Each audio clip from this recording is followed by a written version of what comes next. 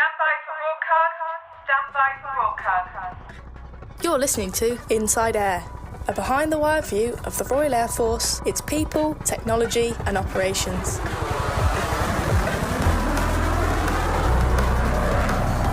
Hi, I'm Flight Lieutenant Chris Solly and welcome to the latest RAF Inside Air podcast. In this episode, Warrant Officer Sara Catterall will talk about her experiences mentoring NATO teams to embrace their differences and learning to be their authentic selves. Sometimes it's part of our culture to jump from that meeting to meeting because of the way that we define success. Someone who's busy, someone who's got that full schedule, that's a definition of success. But actually, success is when you give yourself that half an hour in the morning to reflect. 20 years ago, if you'd have said to Corporal Catterall, who was generally always in trouble with her sergeant, that one day she'd be senior enlisted leader in NATO, she'd have thought you were absolutely barking mad. As usual, we'll also reheat a few stories which might have slipped under your radar. But first, see if you can identify what this noise is.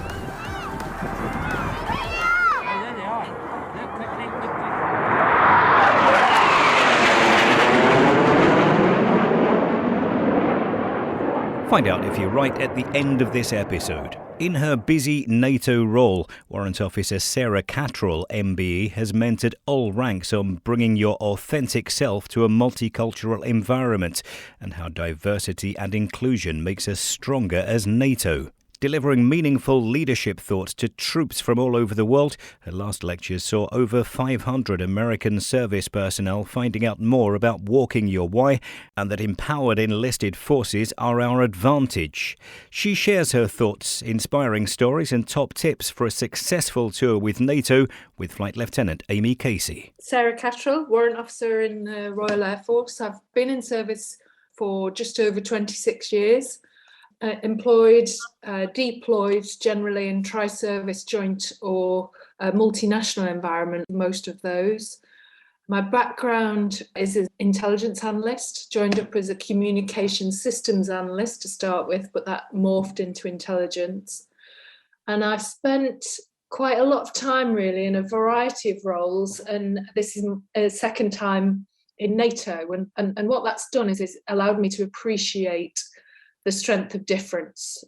I'm currently assigned as Command Senior Enlisted Leader of NATO Allied Air Command, which sounds grand and it's an utter privilege actually as a job. And our mission is to ensure the territorial integrity in the air environment from northern Norway to southern Italy and from the Azores to eastern Turkey, including every single European NATO nation. In the event of a joint NATO operation, what Allied Air Command would be responsible for is that provision of the air component. But specifically, the job kind of every day is an enlisted advisor to a four-star US commander and almost representing our force, our people. And I focus on people, mission understanding and changing culture. Wow. Okay. So in a nutshell, you're very busy, Sara. I can see that with the job title and everything you got going on. I mean, was this always the dream for you when you rocked up for your basic training? Did you want to be here one day? I hadn't a clue. I hadn't an absolute clue. And I was thinking about it last night and I thought, blimey, 20 years ago, if you'd have said to Corporal Catterall, who was generally always in trouble with her sergeant, that one day she'd be senior enlisted leader in NATO, she'd have thought you were absolutely barking mad. But I think that's what service does. It develops you every day. And as you go through that development, you gain confidence, you grow and become better. You know, one of the questions I often get asked when I do my leadership briefings is, why did you join? Now, I joined because I was 20 years old and I needed a job. And my mum had said, you need a job and your brother's in the Air Force because we're a military family. So off I went to the careers office and they offered me intelligence and it sounded interesting because I thought I was going to be James Bond and I joined.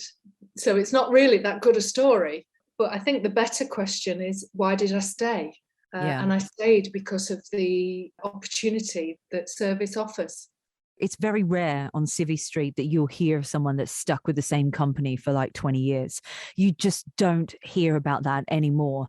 And so I think when you look at the armed forces, and especially for younger people that may just be starting out in their career, the opportunity for you to pivot, do jobs that you genuinely probably didn't think you'd ever be doing. I mean, it's all there for the taking, isn't it?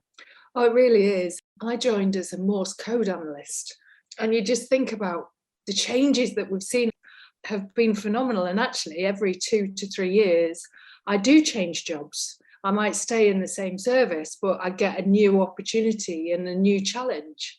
It's been a phenomenal life, and served alongside similar-minded, similar valued people has been a real honour, to be fair.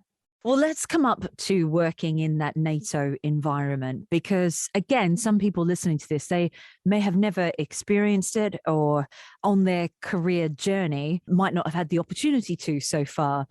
Firstly, have you enjoyed it? Is it something that you think that people should be putting themselves forward for? Oh goodness, yes, it's been absolutely fascinating.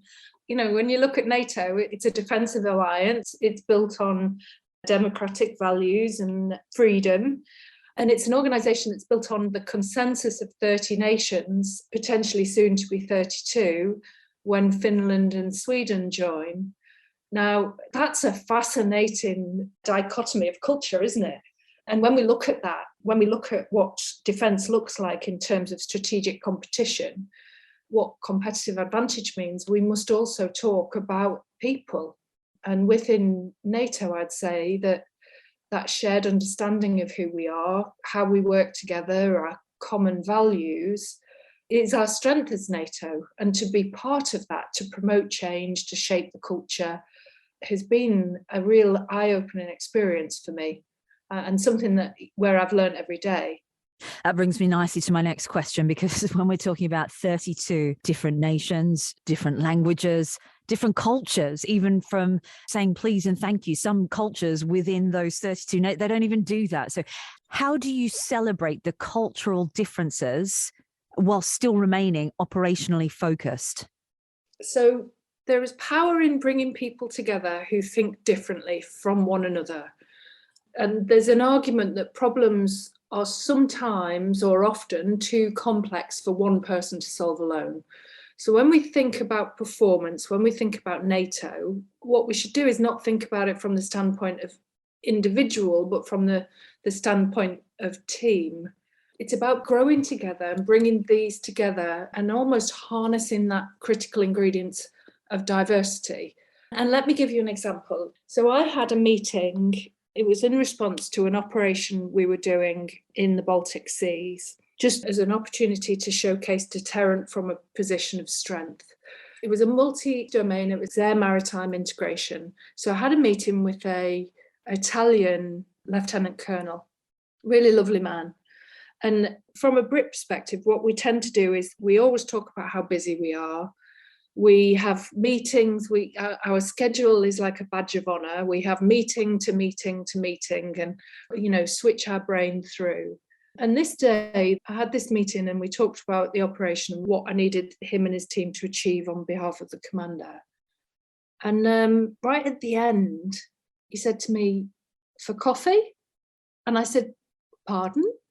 And I thought, "Are you kidding me, mate? I've got so much to do and you want me to go and stand and have a coffee with you?"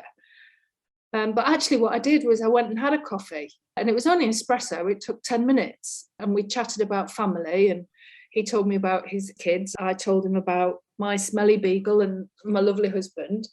And it created trust, it created understanding. And from then on, the thing that he always said was I was the cheese on his macaroni.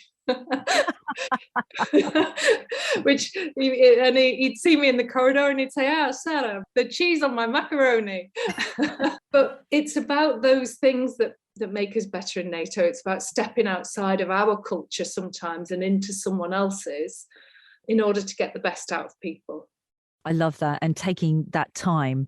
We talk about this a lot in the RAF, don't we? If you're in a position of leadership, get to know the people that are around you. I wonder why we're so quick in a multinational role to get task focused as opposed to looking at teams. Sometimes it's part of our culture to jump from that meeting to meeting because of the way that we define success. So someone who's busy, someone who's got that full schedule, that's a definition of success. But actually, I would argue, or I'd offer, that success is when you give yourself that half an hour in the morning to reflect, to think about what you're going to achieve that day or what you didn't achieve the day before and things that you'd like to change. But it takes courage, I think, to do that as a leader. And it takes courage to showcase that and be the example.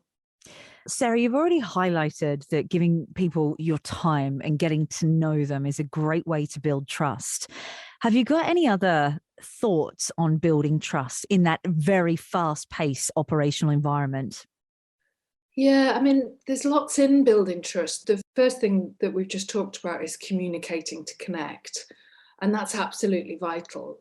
But the second thing to recognise is having cultural awareness, knowing ourselves and our own conscious or unconscious biases and hidden prejudices. So it's about looking inwardly a little bit, not just connecting outwardly, because all of us have prejudice, and that's completely normal because brains consciously take shortcuts to fill in the blanks. And in the military, we're terrible for it because we'll look at the rank and you have a straight away perception about someone. But as humans, we like to put people into categories, don't we? And those categories are learned through that cultural context, that personal experience of societal stereotype.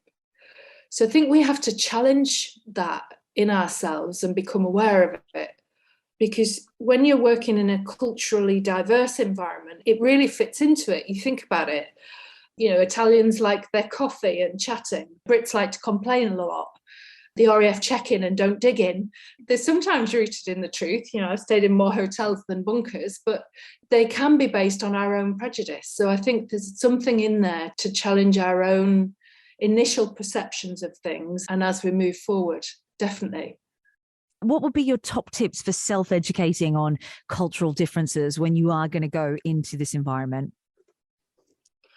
So I did have a handover period and it was fabulous. But I'd say that as you go into any NATO position, it's about being open to learning and open to learning about others. But the first part of that really is about knowing yourself and knowing who you are beyond those organisational pressures of being someone that you're not. And I think I'll give you the example of when I first got into the post, in that, I was suddenly this sergeant major of NATO Allied Air Command across 6 locations in 3 different countries in an organisation that has 30 members from all different countries. It's a huge amount of difference. But when you Google, Sergeant Major, you get this picture of someone like Full Metal Jacket, a 6-foot tattooed monster. And then when you Google it, as in today, you mostly get white men, because that's the majority of our service. So what happened was I tried to be something that I wasn't. I'm in a command team, which is 3 1-stars, a 2-star, a 3-star and a 4-star, all different countries, but all pilots. And then I was the only woman. So I went through a period where I really had to figure out who I was and have confidence in who I was before I even started learning about NATO, because the threat there would have been that I tried to be the person that I thought the organisation wanted me to be, not the person that I want to be and the way I want to lead, and to be the same as every other command senior enlisted leader or every other sergeant major. When we go into any job, regardless of whether that's a NATO culture or a new job in the UK, it's about when we figure out who we are first and then bring ourselves to the job, it gives us much more space and time to then look around and learn about others. Okay, I think that's a really good point. I was going to ask about bringing authenticity into a new role, especially as a female service person. What is your checklist, Sara? What do you do? What do you think about just to make sure that you're in line with your values, your morals, and your judgments? It's about an everyday, daily practice, really. Authenticity is a daily practice of complex decisions that are made all the way through the day to be authentic. In a NATO environment, it's absolutely vital. And I'd say in any environment, really, because people need to look at you and recognise what they're going to get that day, if that makes sense. If I went in and, one day I was grumpy and the next day I was happy and, one day I was frustrated, I wouldn't gain all those things that you get through authenticity. That's not being reliable. It's not being approachable, and it's not leading well. So with authenticity, I believe it's knowing who you are, behaving by your values, but treating people around you with respect.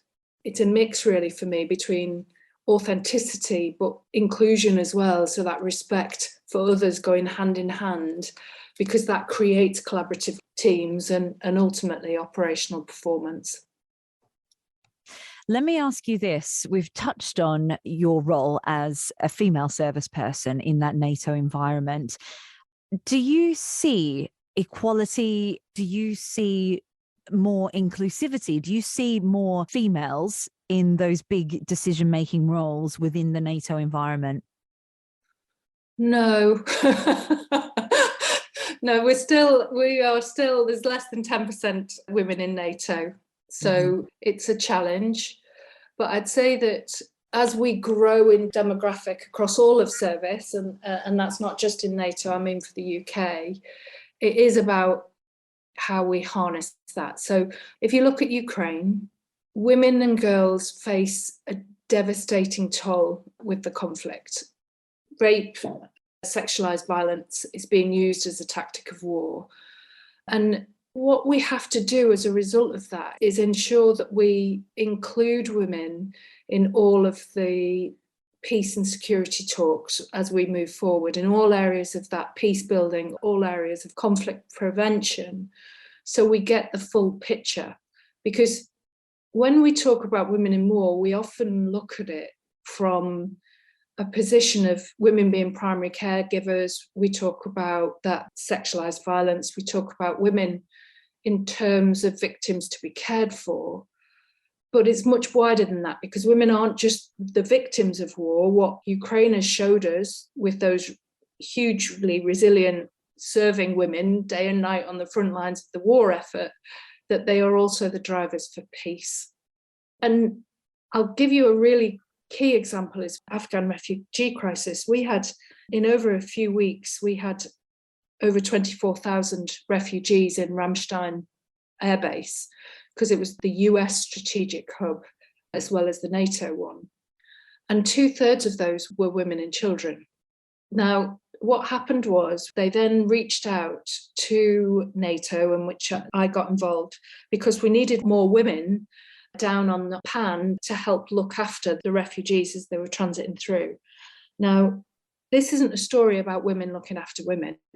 What it is a story about is how you use women to create a culture of trust. We recognised early on that we needed to build trust with people, with men, women and children that had little more than clothes on their backs. They were scared, they were angry, they were fearful, they'd left family behind, and they actually had nothing to lose. So it could have turned very, very quickly. To build trust, we needed a positive gender representation and cultural representation of military personnel. So I think that, put simply, peace is best secured through inclusion. It's best secured through representation. And that's where women in service, women in uniform, create opportunity. That's incredibly powerful. And that vision that you've just painted for us, Sarah, is definitely something to be considering and thinking about. And I suppose that this is stuff that must come in to your mentoring as well, because you do a lot of mentoring and developing troops. I mean, you've touched on your leadership briefing. What do you talk about when you're doing, first of all, a leadership briefing? I tend to look at the reason why we're here. So there's a strategic reason that we're here, is that we wear the uniform of defence. We protect the society that we come from. We wear this cloth to protect those we love and care for. So I start from there, and then I often look at what that means. So for me, good leadership, it's about knowing self, it's about knowing others, it's about communicating to connect, and then it's about reflecting on that. What that means is every day I try and live and lead by my values with grace and kindness.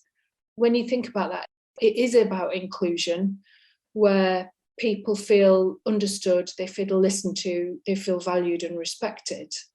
As an organisational value, when you think about it, respect for others works really well and encourages us to treat each other with consideration. Inclusion takes that a step further.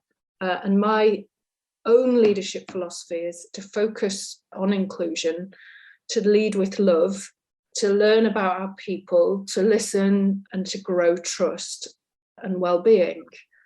And that's a value that I do actually have to practice daily. It's not this utopian rainbow-filled world where everything's pink and rosy. It's actually really important when you disagree with the individual. How do you disagree with grace but yet still influence that individual to think of your point? It encourages me to consider alternative views, to empower creativity beyond my tiny ideas, because I'm really not that creative. And it encourages me to foster a strong team ethos for that operational effect, that reason that we wear this uniform. When you do that as a leader, I think you help your team become better, and almost better than you. That's exactly what you want to do. There's a great quote: when you plant the seed of a tree for which the shade you will never sit under. That's the reason that we do this. That's the reason that I lead, through inclusion and through loving my people that are around me. I've seen on your social media, Sara, you've been briefing and mentoring and developing troops from all over the place. And I looked on with interest your briefing recently with the American troops, and you were talking about Walk Your Why. So tell me a little bit about this. Well, Walk Your Why, it was a US panel, and it was based around Simon Sinek's book, Find Your Why, which I love and would recommend as a read to anyone. But it's about finding your truth. You discover your purpose. Now, Karl Popper, one of the leading 20th century philosophers, said that every human being has a purpose. We reinvent, we analyse, we change in order to find our purpose of life. And when you think about it, he was absolutely right. But for me, finding your purpose is your second step. The first step is finding your truth. And I'll give you an example. My family are a military family. I've got 3 brothers, one older, one younger. And my childhood and teenage years were amazing. Mum and Dad had been married for around 40 odd years, and we had a really tight family bond. When I dated for the first time, I told my mum, and when I got dumped for the first time, I told my dad, and we drank red wine and ate lasagna, and he told me how rubbish teenage boys were. And I think he clearly had an ulterior motive there, but hey, it worked. So they were wonderful, wonderful days. Now, we unfortunately lost my mum and dad in short succession, which was a really traumatic time. And they were fairly young. My mum was 60, my dad was 62. And my world changed. But there was one thing that helped me through that, and that was the fact that when I looked back through my childhood, through my teenage years, I had that relationship with my mum and dad. They loved me, they supported me, helped me find who I was. But this isn't really a story about me. It's actually a story about my younger brother, because he didn't have that experience, just for one simple thing, and that's because he was gay. And he hadn't found that truth. And as a result, he never told my mum the first time he dated. He never told my dad the first time he got dumped, because he was worried about being judged, and he hadn't quite found out about who he was at that point in life. And actually, when he did, he was 24 and he came out. He had the courage to find his truth. And he's the most successful out of the three of us. He's a Deputy Lord Lieutenant in Greater Manchester. He is a phenomenal individual, and his life journey encouraged me to find my truth. Because once you find your truth, I think you discover your purpose. So he did think that he had to hide that part of his life. I'd say he didn't have the confidence to be who he needed to be. And I think that's a challenge that all of us have, to get over some of our insecurities, our occasional imposter syndrome. I'm a huge introvert. You wouldn't know it to meet me because I do love people. But when I first started into these jobs, I thought I was a bit weird. You know, I'd do a couple of social engagements that come with this job. And blimey, I'd need to sit in the corner with a book and rock for a while. And actually, I then had to get over that bundle of insecurities about not always fitting in, about this male-dominated society that I live and work in. And we are a predominant extrovert military society as well. And when I figured out what my truth was, and that, yes, I am an introvert and sometimes do need my own space, I became more confident in who I was. And I realized the fact that I think love and kindness is a huge part of leadership, that's okay as well. And actually, it's a strength. So when we find our truth, we can celebrate who we are. We can see the things that make us uniquely us, because we're all unique. And we can find almost strength in our weaknesses and weaknesses in our strengths. And there's goodness in all of those things. What would be the best piece of advice that you could offer to somebody listening to this today? Something that's going to be really helpful to them in their NATO career? I'll go broad first. Maslow's hierarchy of needs said that you can choose to go backwards towards safety or forwards towards growth. And I'd say that growth must be chosen again and again, and fear must be overcome again and again, because that's what life is. If anyone was thinking about it and was a bit fearful about it, just do it, get amongst it, and see what life throws at you in a NATO environment, because you're going to learn so much and have friends from various cultures with various senses of humour and strange things that they eat, and just have fun. Yeah, sometimes we over-worry about things, so don't over-worry, just get amongst it and have fun. And what's next for you? I have been chosen as the next Strategic Command Warrant Officer, working for General Jim Hockenhull. Wow, that's amazing. Well, congratulations to you and the very best of luck with all your future endeavours. I'm sure I'll be speaking to you again in the near future, but for now, Warrant Officer Sara Catterall, a real pleasure. Thank you for your time. Amy, it's been an absolute pleasure to talk to you. I hope I haven't whittled on too much, but I love people, I love what we do, and I love every element of our service, because there's some extraordinary people out there. So thank you for the opportunity to talk about them.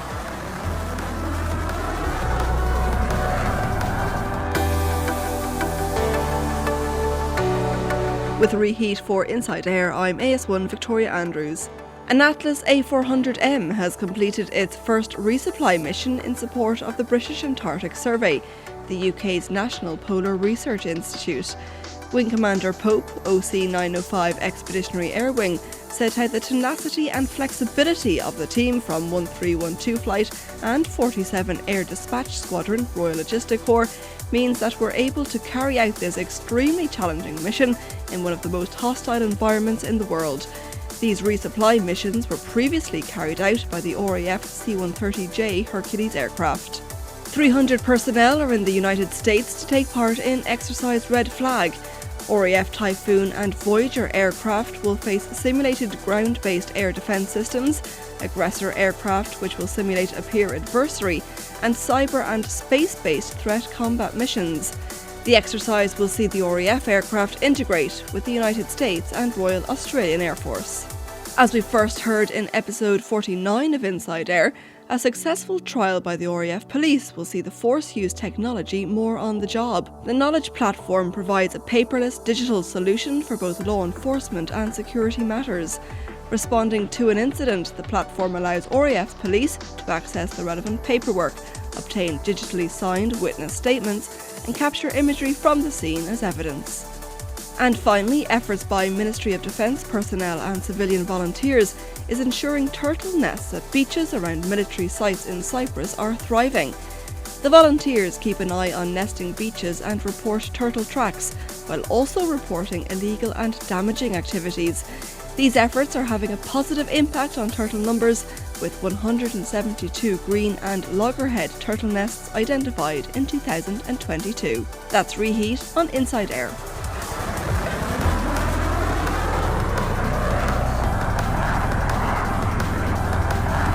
I'm AS1 Simon Ross with this episode's Name That Noise.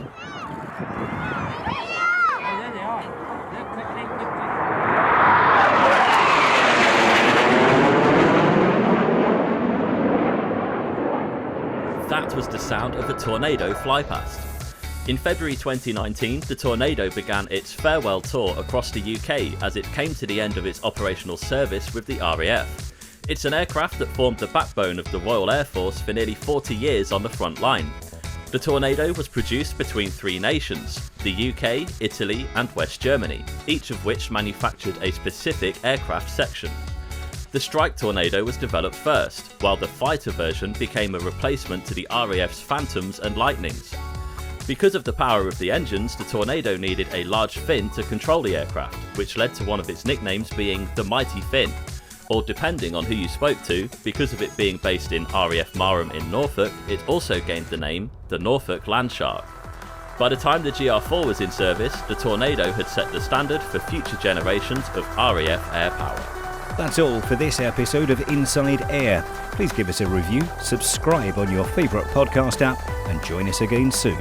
You've been listening to Inside Air, a behind-the-wire view of the Royal Air Force, its people, technology and operations.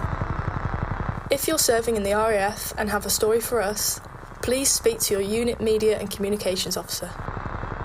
Inside Air is written and produced for the Royal Air Force by RAF Media Reserves.